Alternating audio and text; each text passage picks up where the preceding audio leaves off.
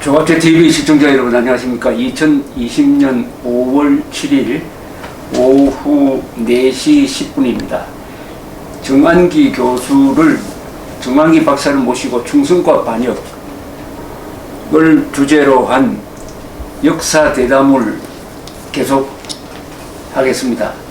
아까 이광수 이야기를 하다가 일단락을 했는데, 이 이광수 선생이 미친 영향은 뭐 이만저만한 게 아닌데, 아까 충무공을 되살려낸 분이다. 동아일보에 당시에 편집국장을 했습니다. 이분이. 그렇습니다. 하면서 쓴 연재 소설에 감동을 받은 그 식민지 시기의 젊은 사람, 소년 중에는 박정희도 있다, 이렇게 말씀을 드렸는데, 박정희뿐이 아니죠. 그렇습니다. 그 시대에 하나의 구원의 등불이 되었는데, 그래서 일제 이 당국에서도 그걸 무시할 수 없었다면서요? 그렇습니다. 어떻게 했습니까? 특히 조선인들의 어떤 그런 전시 협력, 전시 동원이 시작되는 상황이 되게 되니까 식민 권력의 입장에서도 한국인들을 내 어떤 국민의식을 심해주기 위한 일환으로서 너희들 조상들, 그러니까 조선인들의 조상들, 너희들의 조상들 가운데도 그렇게 애국심이 충만하고 국가에 충성하는 그런 인물들이 많이 있었다. 그 인물들 중에 하나가 바로 이 충무공 이순신이다.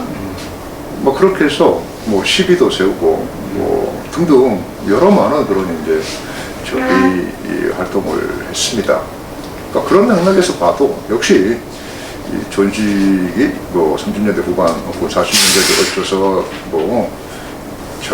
황민화 정책을 실시했다, 혹은 민족을 발살시키고 했다라고 하는 사실 자체가 사실이 아님을 의미하는 것이죠. 근데 이것을 비판하는 논지가 이런 거죠.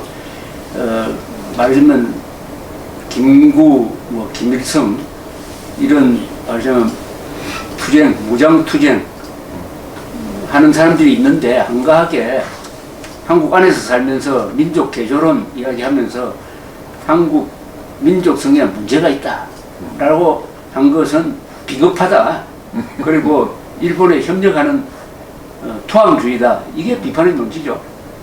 그러니까 그런 이제 독립운동사 관점에서 보게 되면은 그런 식의 무장투쟁론의 입장에서 이제 독립운동사가 구축이 되어 있다 보니까 바로 이분들은 대표님 말씀하신 대로 비겁자가 되고 민족 반역자가 되고 진파가 되는 이런 이제 맥락이라고 볼 수 있겠습니다. 하지만 앞서 말씀드린 대로 이광수, 최남석 등이 추구했던 그들이 생각하는 것은 조선이 진정으로 자유와 독립을 획득하기 위해서는 실력이 양성돼야 된다고 생각을 했습니다. 그렇기 때문에 그런 맥락에서 보게 되면은 이 조선 내에서 이렇게 학교를 세우고 문화를 발달시키고자 노력했던, 그렇게 해서 조선인들의 어떤 그런 실력을 양성시키고 했던 이런 움직임이야말로 진정한 독립운동이었다. 왜냐하면 48년에 들어와서 이렇게 건국을 할 수 있었던 것도 바로 이분들의 어떤 그런 지도에 이끌린 젊은이들이 자기의 운명을 개척하기 위해서 고군분투했습니다. 바로 그런 결과들이 바로 이 건국으로 이어졌다라고 하는 사실을 생각하면은 이분들이야말로 진정한 국부들이죠. 우리는 우리는 국부 오게 되면 이승만 대통령만 있는 걸로 생각하지만, 우리가 생각을 조금 바꿔보게 되면 국부들은 많이 있었습니다. 제가 보기에는 이분들이야말로 진정한 독립운동가였다, 저는 그렇게 평가하고 싶습니다. 그런데 이제 이런 논리에서 한 걸음 더 나가면 여기 또 다루더라고요. 이 김용삼 기자가 썼던데, 지금 역사 조작의 큰 맥락 하나가 한국 해방은 독립운동가들의 노력에 의해서 해방이 되었다. 또 문제는 문재인 대통령이 8.15 기념사에서 그런 유호 이야기를 합니다. 그러니까 연합군의 역할을 인정하지 않고 오로지 독립투사를 통해서, 독립투쟁을 통해서 해방이 되었다. 그러니까 이 무장 독립투쟁한 사람들의 역할을 이렇게 과장을 해버리는 거예요. 그러니까 상대적으로 또 국내파, 김성수, 조선일보, 동아일보 역할, 그리고 수많은 학교와 기업을 세웠던 사람, 김면수 같은 한국 자본주의 개척자, 경성방직을 운영했던 이런 사람들의 역할, 거기서 최남선, 이광수 이런 사람들이 배척당하고 있는 이 제로섬 게임입니다. 그렇습니다. 실제로 우리가 해방을 맞이했던 것은 아시겠지만 임시상해 임시정부라든가 독립군들이 무슨 뭐 거만의 수만의 어떤 병력을 이끌고 저기 압록강을 건너와서 일제를 물리친 초소 해방을 맞은 게 아니었습니다. 그것은 객관적인 사실입니다. 그것은 뭐 국제관계가 크게 변화되고 제국주의가 후퇴되는 그런 과정 속에서 우리가 해방을 맞이했던 것이고, 그 해방을 우리가 맞이해서 이렇게 48년도 단지 3년 만에 대한민국을 건국할 수 있었던 것은 바로 서구에서 발생한 그런 자유의 물결이 일었고, 그 물결을 인도하는데 이 최남선, 이광수는 중요한 역할들을 담당했습니다. 그러니까 그런 맥락에서 우리가 대한민국의 이 해방과 건국을 생각하게 되면은 문재인 대통령이 보는 그런 역사관은 상당히 퇴행적이고 반역사적이다고 저는 생각을 합니다. 그러니까 우리 남북한에 다 해방의 신화가 있는 거예요. 북한은 소련군이 쳐들어와서 해방시킨 걸 부정하고 김일성 군대가 들어와서 해방시켰다고 완전히 역사를 조작을 했습니다. 한국은 그 정도는 아닌데 문재인 대통령의 기념사만 읽어보면은 독립투쟁으로 해방이 된 것처럼 되어 있다니까요. 그러니까 남과 북이 다 해방에 대해서 거짓말을 하는 거예요. 그렇습니다. 좋게 말해서 이게 해방 심화, 해방 전설이지. 그건 역사 조작 아닙니까? 그렇습니다. 그럼 조작의 결과는 어떻게 되느냐? 한국에서는 8월 15일을 기릴 때 광복절로, 해방 기념일로만 기린다. 그보다 더 중요한 건국 기념일로는 기리지 않는다. 그렇습니다. 그 이유는 그 해방이 우리가 싸워서 했기 때문에 이게 더 중요하다. 이런 논지를 맞춰주기 위해서 대통령이 앞장서서 거짓말을 하고 있는 거예요. 그러니까 이 남북이 닮아가고 있습니다. 건국시 해방 신화에 대해서. 그러니까 이게 다 맥락이 있어요. 자, 그럼 뭐 그 정도로 하고 이광수 선생을 어떻게 하면은 이 복권시킬 거냐 하는 고민을 진지하게 해야 되는데,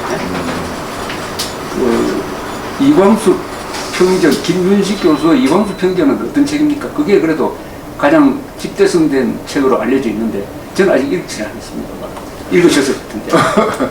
예, 저도 뭐 이 중성과 반역 작업을 하는 과정에서 이광수에 대해서 주목을 하게 됐고, 그러는 과정에서 이광수를 변명한다라고 하는 그런 책이 얼마 전에 나온 적이 있었습니다. 내가 그 책, 그런데 그 책을 보게 되면서 충격을 받게 됐고, 아까 이 정례 지금 한국사에서 유통되고 있는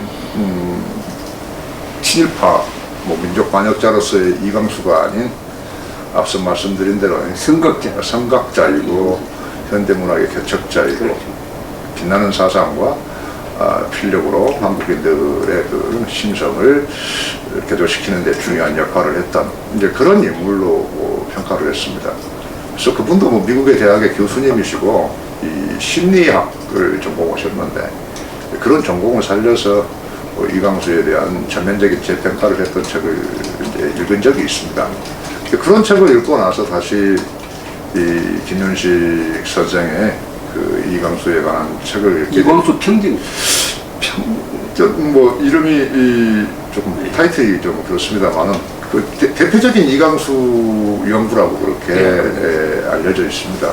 뭐 두 권으로 해가지고 신문 잡지에 썼던 것들을 전부 엮어서 그 책으로 낸 걸로 지금부터 한 20년 전인 것 같기도 합니다. 좀 된 책이기도 합니다만 그 책이 이제 나오게 되면서 크게 그 이광수를 그렇게 매도하는 시각이 완전히 한국 사회에 정착이 돼버리는 그런 결과였습니다.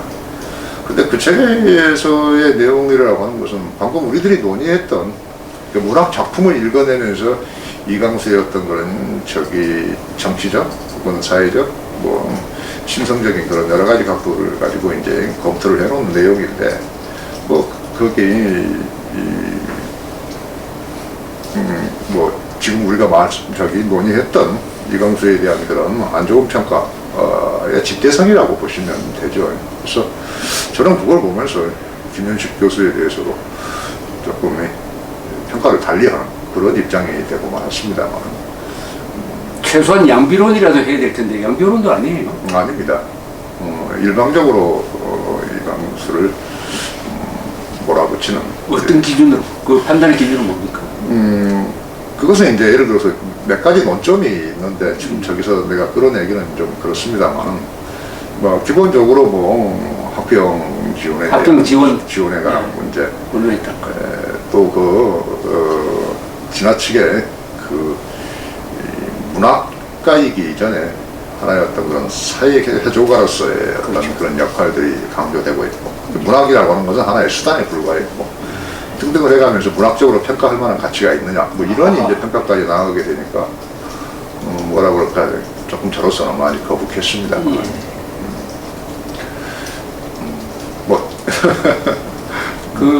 뭐 이광수는 여러 얼굴을 하고 있지 않습니까? 언론사 하는 사람은 또 언론인으로서 이광수를 높게 평가하고요. 문학은 뭐 더 말할 필요도 없고 또 사회 계몽과 예, 뭐 독립투사 뭐 여러 얼굴을 하고 있는데 문제는 이분 생애의 후반 마지막 부분이 너무나 비참해서 말이죠. 그죠? 납북돼가지고 북한에서 말하자면 소리도 없이 사라진 분 아닙니까? 이런 전생애를 본다면은 우리 민족이 겪었던 그 아픔을 제일 한복판에서 다 겪고 그냥 사라진 거예요. 어떻게 보면 이분의 생애가 그렇게 그런 생애가 있으므로 시간이 지날수록 이광수에 대한 공감이나 연구가 더 깊어지지 않을까 하는 생각도 듭니다. 예. 저도 이 작업을 하면서 이제 그 이광수가 43, 4년도에서부터 45년까지 머물렀던 사릉리라고 하는 데를 한 적이 있습니다. 사릉리에서 어디입니까, 사릉리면은 여기 경춘선을 타고 가다 보면 거기 사릉리가 나오더군요.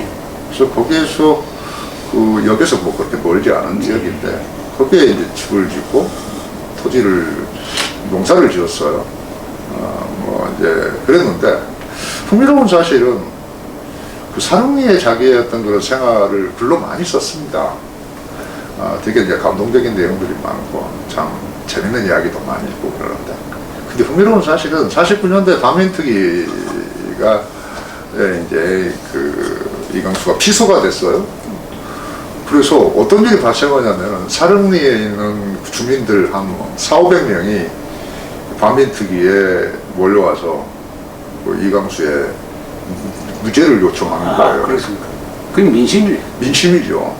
그것뿐만 아니라 그 이광수의 큰아들이 손을 잘라서 혈서를 써서 특위 재판장한테 제출을 합니다. 아버지의 몸이 안 좋은데 내가 들어갈 테니까 우리 아버지를 풀어달라. 그렇다는 이야기는 뭐 다른 여러 내용이 필요 없이 사람들이 뭘 생각했는가, 이광수를 어떻게 보고 있는가를 잘 보여주는 내용입니다. 그러니까 우리 역사에서 참 어떤 아이러니인데 박정희 전두환 시대를 살았던 사람은 박정희 전두환을 높게 평가하는데 그 시대를 살지 않았던 사람은 비판적으로 이야기하고 이광수와 동시대를 호흡했던 사람들은 이광수를 변호하는데 그 뒤에 이광수와 그 시대를 살지 않았던 사람들은 비판을 하고 하는 이런 게 있어요. 물론 살았던 사람이 다 아는 건 아니지만 살았던 사람들이 최소한 사실관계에 대해서는 좀 많이 안다는 거 아니겠습니까? 근데 이런 극단적인 차이가 뭐냐? 결국은 뒤에 이루어진 교육 아니겠습니까? 그죠? 좌천양 교육. 교육의 영향이 있게. 자, 그리고 오늘 과제를 바꾸면은 오늘 류석춘 교수, 연세대학 교수가 작년이죠. 그 학교에서 수업을 하다가 토론식 수업인데 종군 위안부 문제에 대해서 이야기를 하다가 종군 위안부에 대해서 쭉 설명을 하다가 학생들과 대화를 나눌 때 학생도 한번 해볼래요? 뭐 이렇게 이야기한 걸 마치 학생이 매춘을 한번 해볼래요? 라고 한 것처럼 해석을 해가지고 또 그 수업 장면을 녹음을 해가지고 바깥으로 내보내가지고 문제를 일으켰는데 오늘 학교에서 징계를 1개월 정직 처분을 했어요. 그렇습니다. 거기에 대해서 류석춘 교수는 이것은 허위 사실에 기초한 거다. 허위 사실에 기초한 것이고 앞뒤로 보면은 그것은 매춘 조사를 한번 해볼래요? 라는 뜻이었다. 그리고 그 리얼타임에서는 아무도 소란 피우는 사람도 없었다. 그런데 허위사실 기초해서 이런 데 대해서는 불복하겠다. 법적 구제 절차를 받겠다. 이렇게 이야기를 했습니다. 그 사안에 대해서 잘 아시죠? 네. 잘 안다기보다 너무 유명한 이야기고 예. 참 어이가 없는 이야기이기도 해서 저도 뭐 그 추이를 계속 지켜보고 예. 있습니다. 참 이해할 수 없는 것은 몇 번이고 그게 아니고 그 당시에 그 상황을 보게 되면 류 교수가 그 수업을 하는 과정에서 이용훈 교수의 그 성과를 가지고 위안부 문제에 대해서 여러 논의를 했습니다. 그러면서 나는 조사해 본 적은 없지만 이용훈 교수의 책에 따르면 이렇다.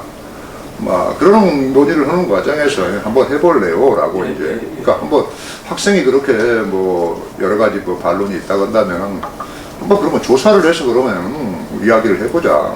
그러니까 그런 취지로 이제 한번 해볼래요? 라고 하는 발언을 했던 것인데 딱 그것만 잘라내가지고 와가지고 뭐 학생에게 뭐 매춘을 뭐 했다. 도대체가 그런 식의 사고를 하는 사람들은 도대체 어떤 사람들인가에 대해서 저는 참 이해할 수 없었습니다.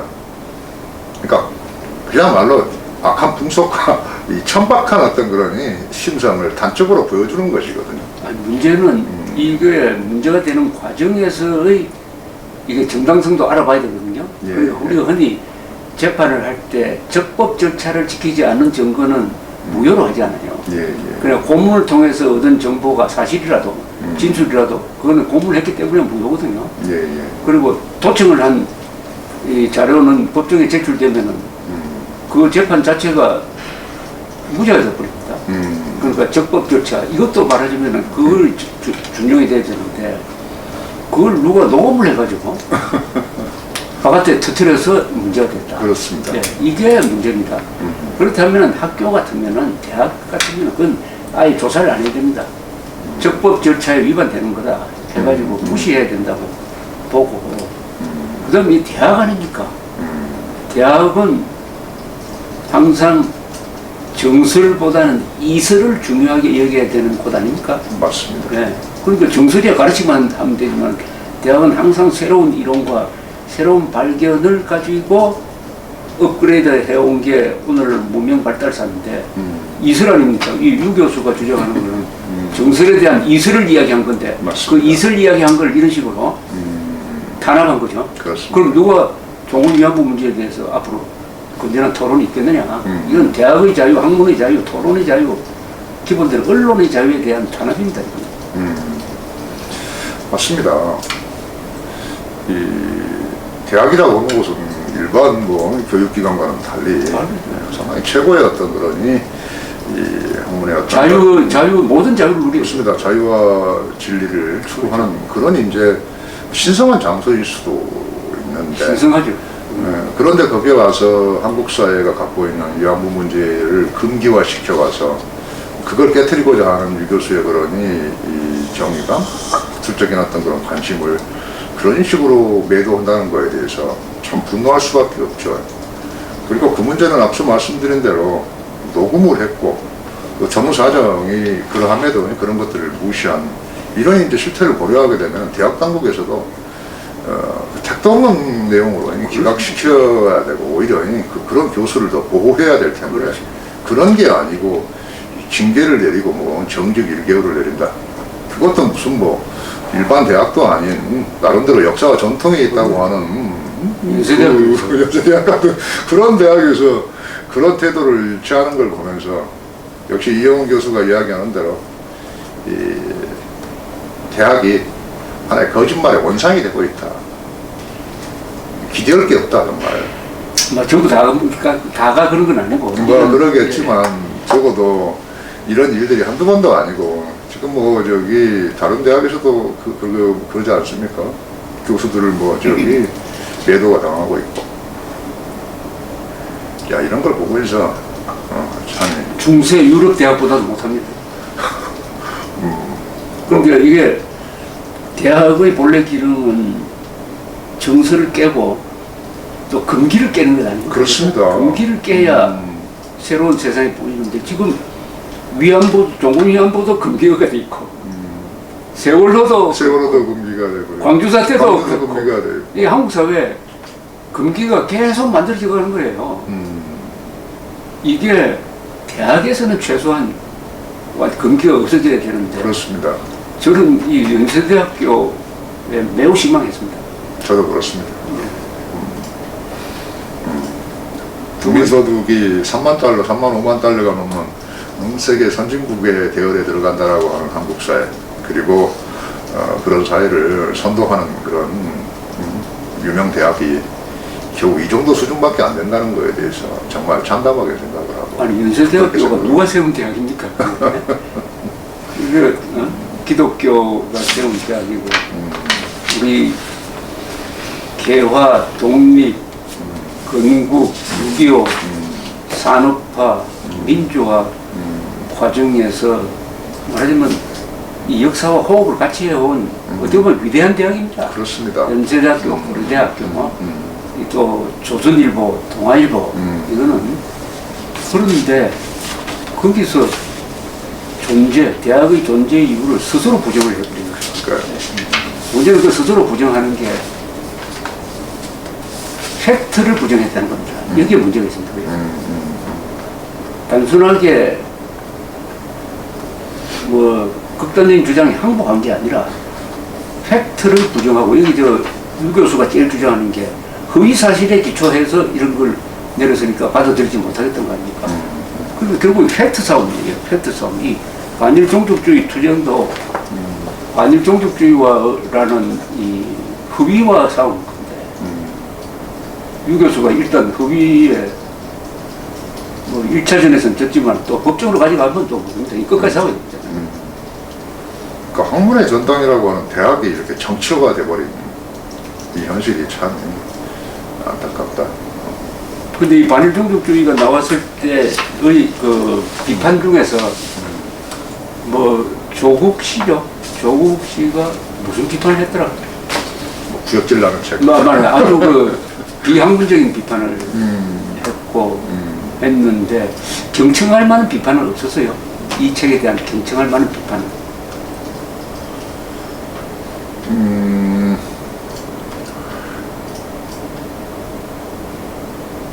그렇게 저로서 뭐 그렇게 그런 게 없었어요. 뭐 특별히 저는 이제 예를 들어서 그렇죠. 제가 쓴 파트에만 저는 이제 주목을 하는 입장이다 보니까 그러는데 뭐 위안부 문제라든가 이런저런 문제에 대해서도 또 독도 문제에 대해서도 여러 뭐 비판이 나왔고 뭐 그 문제에 대해서는 뭐 책에서도 이영훈 교수께서 뭐 잘 정리해서 원점이 무엇이었는지 또 거기에 대해서 자기 입장이 무엇인지를 잘 정리해서 보여주고 있습니다. 하지만 분명히 말씀드리지만 그런 비판들이 전부 다 기본적으로 반일 종족주의적인 그런 시각에 서 있다 보니까 쉽게 타협하기가 어려운 그런 내용들이었다라고 하는 것은 분명히 말씀드릴 수가 있겠습니다. 구체적인 사안들은 책을 읽어보시게 되면 책이 되게 쉽게 써져 있기 때문에 그렇지. 쉽게 이해할 수 있을 거라고 생각합니다. 참 재밌는 책이. 우리 집사람이 충성과 반역을 열심히 읽고 있습니다. 지금. 그렇습니까? 네, 아유, 열심히 읽고 감사합니다. 있으면서 이 책 많이 팔렸느냐고 저한테 묻는데 대답 곤란하게 만들고. 그렇습니까? 그런데 첫 번째 우리 국민의 탄생이라는 말을 화두를 하나 만들었는데 네, 결국 아까 최남선의 고민, 이광수의 고민 이것도 결국은 우리 한국인이 1930년대 전제로 한국인이 근대 국민국가의 국민으로서 자질이 부족하다 하는 인식을 갖고 있었던 거죠. 그렇습니다. 예. 그러니까 설사 누가 나라를 세워주더라도 이 나라를 과연 이 정도 수준의 국민이 운영할 수 있겠느냐. 그런 자발성이라든지 전문성이라든지. 그런데 전쟁에 참여할 수 있는 좋은 기회가 생겼다. 나라를 지키려면 군인이 제일 먼저 있어야 되는데 네. 군인, 교사, 경찰만 있으면 나라가 운영되거든요. 그래서 거기에 말하자면 하나의 교육장으로서 참여하자 이런 이제 논지를 세웠는데 이 국민의 탄생이라는 여기에 대해서 이 건국 이야기는 많이 하는데 또 독립운동 이야기는 많이 하는데 이 근대 국민국가에서는 제일 중요한 게 국민의 교양이 상당한 수준이라야 그 국가를 유지할 수가 있는데 하는 그런 고민을 깊게 가졌던 분은 이광수, 최남선 이런 분 말고는 없었을까요? 야, 그렇지 않습니다. 그렇지 않죠. 앞서 말씀드린 것처럼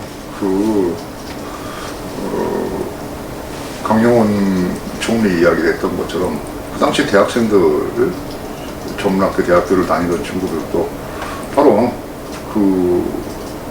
그런 이제 공덕심이라 그럴까요? 그 국민의식을 갖는다는 것은 정치 국가 공동체에 대한 희생과 헌신, 복종입니다.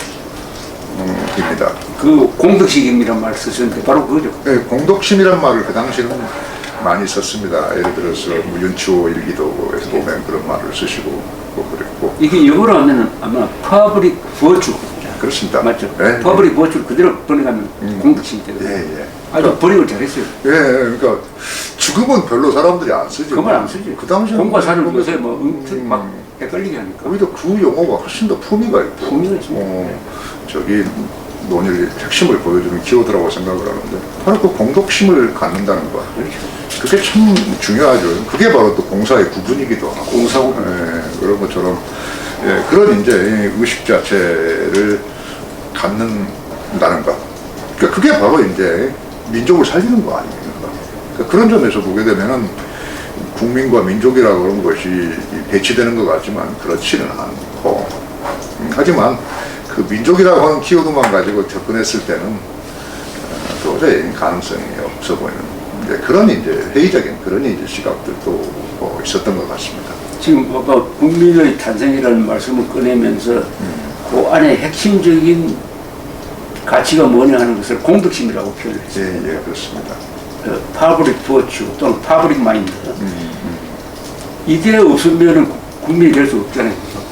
국가를 만들지 못하죠. 그런데 우리나라가 말하자면 조선조 시대 때는 이 공덕심이 없었을까요?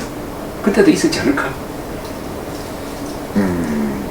이 일반 백성 수준에서. 그러니까 이게 가능했잖아요. 3.1운동이 가능했잖아요. 저는 그 3.1운동에 대해서는 조금